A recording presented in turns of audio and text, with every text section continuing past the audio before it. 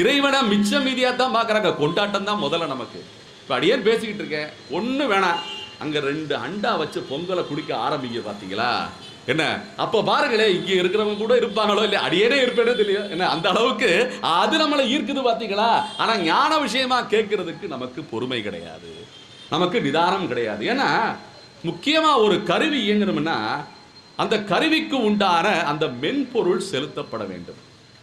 அந்த மென்பொருள் இல்லைன்னா கருவியே கிடையாது.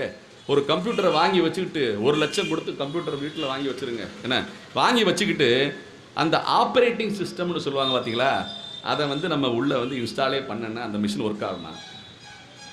ஒர்க் ஆகுமா சார்? ஒர்க் ஆகாதுல்ல.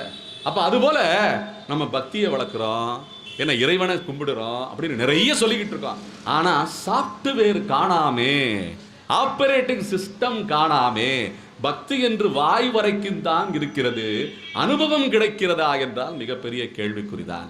அந்த அனுபவம் கிடைக்க வேண்டும் என்றால் காதார சிரவணிக்க வேண்டும். என்ன, பகவானுடைய அனுபவம், பகவானுடைய வைபவங்களையும் ஆச்சாரிய புருஷர்களுடைய உபதேசங்களையும் காதால கேட்க கேட்க அந்த சாஃப்ட்வேர் உள்ள புகுந்து வேலை பார்க்கும். இந்த சாஃப்ட்வேரை விட்டுட்டோம் நம்ம என்ன பண்ணிட்டோம்? நம்ம படிப்பு எல்லாமே இன்னைக்கு என்ன தெரியுமா? கரிக்குலம். என்ன கரிக்குலம் என்ன? பயோடேட்டா அடிக்கும் போது கரிக்குலம் வைட்டே அப்படின்னு அடிப்பாங்க. என்ன லாங்குவேஜ்னு என்ன மொழின்னே தெரியல, கரிக்குலம் வைட்டேங்கிறான். அதை நம்ம அடிச்சுக்கிட்டு பெருமை பேசிக்கிட்டு இருக்கோம். இந்த கரிக்குலம்ங்கிற வார்த்தை நம்ம குருகுலத்தில எல்லாம் அழிச்சிட்டு, நம்ம குருகுலத்தை எல்லாம் அழிச்சிட்டு கரிக்குலம்னு மாற்றி வச்சிருக்கானே, அதை நம்ம புரிஞ்சுக்கிறோமா? நம்ம குருகுலத்தை தொலைச்சிட்டோமே. நம்ம குருமுறையா குரு வடிவமா வந்த எத்தனை பொக்கிஷங்கள் கொட்டி கிடக்கின்றன, அதை எல்லாமே நம்ம தொலைச்சிட்டு நிற்கிறோம். இன்னைக்கு திருவள்ளுவர் தெரியுமா? திருவள்ளுவரை பார்த்துருக்கீங்களா? திருவள்ளுவர் எங்க பார்த்தாலும் உட்கார்ந்து தாங்க இருப்பாரு. நல்லா புரிஞ்சுக்கிட்டீங்களா? திருவள்ளுவர் எங்க பார்த்தாலும் உட்கார்ந்து தான் பார்த்துருக்கோம் இது வரைக்கும். இப்ப சமீப காலமா திருவள்ளுவரை நிப்பாட்டிட்டாங்க கடலுக்கு நடுவில்.